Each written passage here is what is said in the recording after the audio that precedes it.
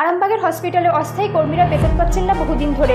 আজ সকালে পরিদর্শনে যান রোগী কল্যাণ সমিতির চেয়ারম্যান কৃষ্ণচন্দ্র সাঁতরা। তখনই তাকে ঘিরে বিক্ষোভ করে আরামবাগ মেডিকেল কলেজ ও হাসপাতালে অস্থায়ী কর্মীরা। এই বিষয়ে কি জানাচ্ছেন রোগী কল্যাণ সমিতির চেয়ারম্যান কৃষ্ণচন্দ্র সাঁতরা ও অস্থায়ী কর্মীরা, দেখুন বিস্তারিত। 24 আওয়ার্স আরামবাগের রিপোর্ট।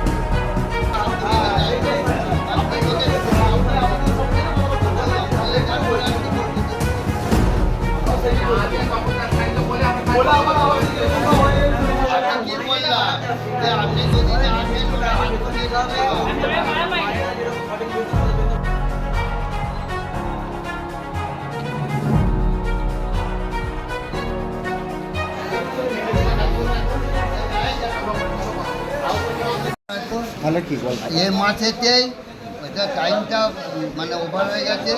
আমি কালকে সন্ধ্যেবেলা কোম্পানির লোকের সঙ্গে কথা বললাম।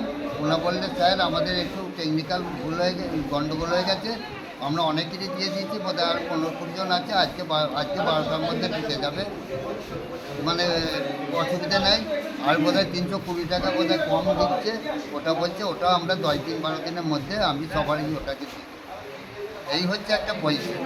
এবার এদের কি, এরা তো ওই টাকার উপর যেহেতু মানে সবার সঙ্গে কেউ বাসা ভাড়ায় আছে, কেউ কোনো জায়গায় ধার করে নিয়েছে যে আমার মাইনে ফেলে দেবো, এরকম একটা সিচুয়েশন।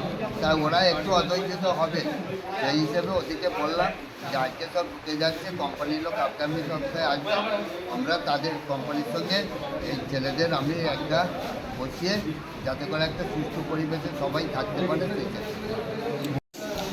বলতে গেলে আমাদের হসপিটালে যারা আমরা অল সার্ভিস গ্লোবালের আন্ডারে কাজ করি, হসপিটাল প্রত্যেকটা বর্গের কর্মচারী, security, housekeeping, ward girl, ward boy, সেই জায়গা থেকে দাঁড়িয়ে আমাদের কিছু সমস্যা ছিল। বেতন আসছে না, ঢুকছে না, সময়ে বেতন দিচ্ছে না। এই জন্য আমরা কমপ্লেন দিয়েছিলাম।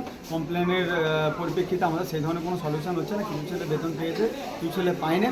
সেই জায়গায় দাঁড়িয়ে আমরা আরকেএসের যে চেয়ারম্যান স্যার আছেন ওনাকে জানিয়েছিলাম। উনি এসেছিলেন, এসে আমার দিকে বললেন তোমার সমস্যাগুলো বলো। আমরা সবাই মিলে বললাম।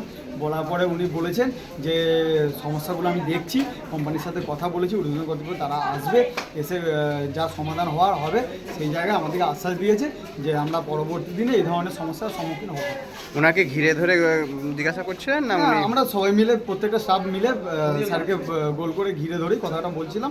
আমাদের সমস্যাগুলো শোনালাম, উনি আমাদের সমস্যার সমাধানের সম্মুখীন হলেন এবং আমাদেরকে বললেন যে এই সমস্যা পরবর্তী দিনে যাতে না হয় সেটা আমি দেখব। আপনার নাম? ইন্দ্রজিৎ। ওয়ার্ড? না, আমি সিকিউরিটি।